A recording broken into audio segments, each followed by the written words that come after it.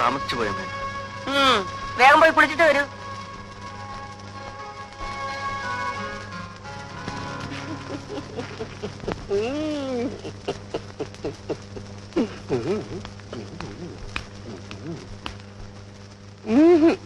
എന്താ കല്യാണം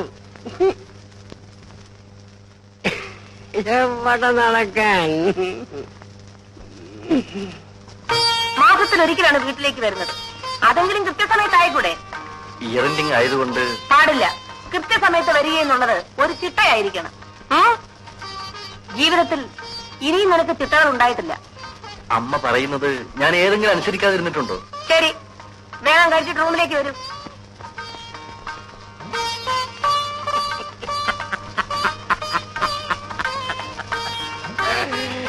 അമ്മയ്ക്ക് പട്ടാളത്തിൽ ചേരായിരുന്നത് പാകിസ്ഥാൻകാരുടെ ഭാഗ്യം. എന്താ ആശാൻ അമ്മയ്ക്ക് ഇന്ന് ഇത്ര ഗൗരവം? കാണാൻ പോണ പൂരം പറഞ്ഞു കേൾപ്പിക്കണോ? എവിടെ നടന്നാ പറയാൻ നടന്നത്.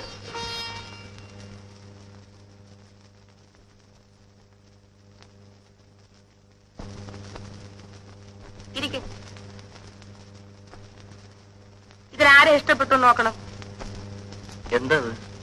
എനിക്കൊരു മരുമകളെ ആവശ്യമുണ്ടെന്ന് ഞാൻ പത്രത്തിൽ പരസ്യം കൊടുത്തിരുന്നു. ഇതെല്ലാം നോക്കിയിട്ട് ഇതിലാരെ ഇഷ്ടപ്പെട്ടു എന്ന് വെച്ചാൽ രാവിലെ എന്റെ കയ്യിൽ തരണം.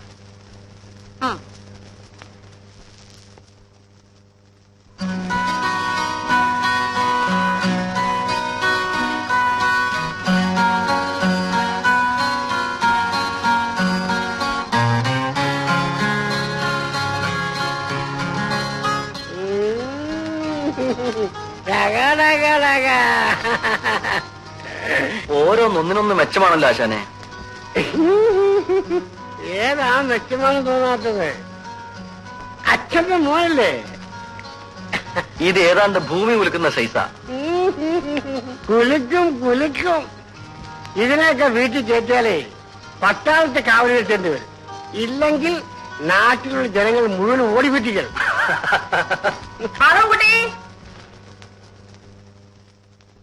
സമ്മതിക്കല്ലേ, ജന്മം പാഴായി പോവും.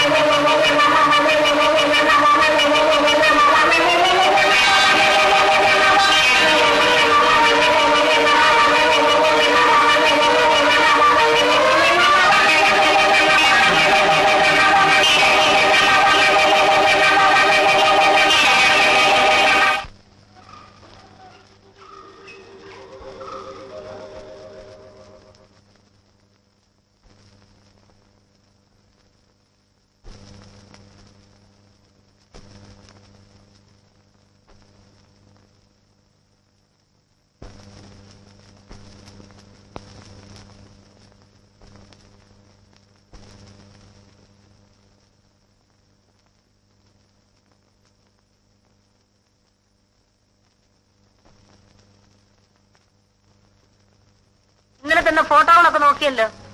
അതിലാരെ ഇഷ്ടപ്പെട്ടു? കൊള്ളാവുന്ന ഒരെണ്ണം പോലില്ലമ്മേ. നീ എന്നെ പറ്റിക്കാൻ നോക്കണ്ട.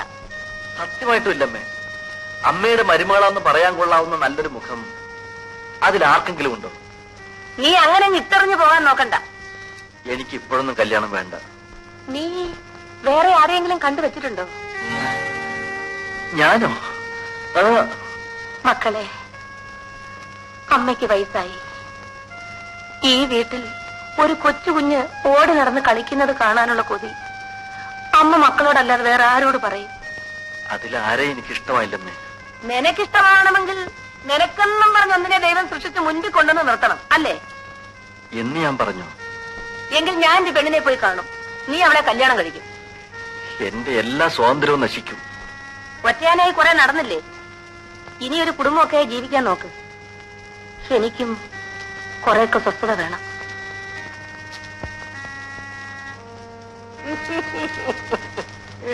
എവിടെ നടന്നാ പറയാം.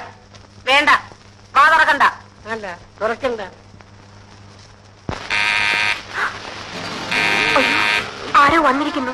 ബെല്ലടിക്കുന്നെന്ന്. ഒന്ന് എഴുന്നേക്കാൻ. എഴുന്നേക്കാൻ. വല്ല പട്ടാളവും പോലീസും ആയിരിക്കുമോ? ഹോസ്റ്റലിൽ നിന്ന് ആരെങ്കിലും ആണ്. ആ, എവിടെ നിന്നായാലും കാര്യം അപകടമാണെന്നാ തോന്നുന്നത്. പുറത്തേക്കെങ്ങും നമുക്ക് പോകണ്ട. പിന്നെ അവർ കഥ ചവിട്ടി പൊളിക്കാനോ? ഇത് വല്ലവന്റെയും വീടാ. എനിക്ക് പേടിയാവുന്നു. എന്റെ അച്ഛനാണെങ്കിൽ കൂടെ റൗഡികളുണ്ടാവും. എന്റെ അപ്പച്ചനാണെങ്കിൽ കൈ തോക്കുമുണ്ടാകും. ആ, വരുന്നത് വരട്ടെ, നമുക്ക് നേരിടാം.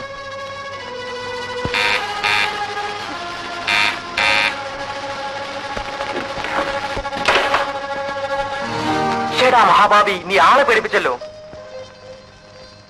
ഒന്ന് നിൽക്കണ ബ്രഹ്മചാരി, നിന്നേക്കാൾ നാണക്കാരനാണ് ഇവൻ. ഇരിക്കടാ.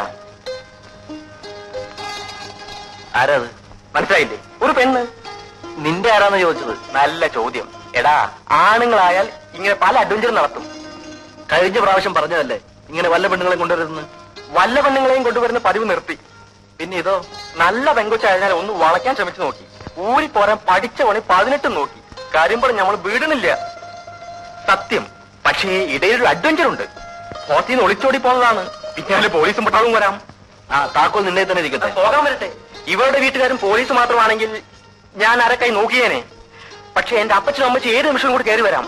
അതിനു മുമ്പ് രജിസ്റ്റർ ഓഫീസിൽ എത്തണം. നീയാണ് ഒന്നാം സാക്ഷി. ആ, ഒടുവിൽ നിന്നെ പിടിച്ചു കിട്ടാൻ ഒരുത്തി ഉണ്ടായല്ലോ. ശരി, പോവാം. ഛേ, ഒന്ന് കുളിക്കാതെയോ? നല്ലൊരു കാര്യത്തിന് പോകുമ്പോ ശുദ്ധമായിരിക്കണ്ടേ? കുറെ കഴിയുമ്പോൾ കല്യാണക്കാരും മറന്നു പോരുത്. ഇത് പെണ്ണ് വേറെ. ആ, എല്ലാവരെയും പോലെയാണെന്ന് വിചാരിച്ചു. ഇപ്പം കുടുങ്ങി. ഞാനും കുടുങ്ങിയടാ. നീയോ? ഏത് പെണ്ണ്? അമ്മ വിവാഹം നടത്തിയേ അടങ്ങും. കൈ കൊടളിയാ.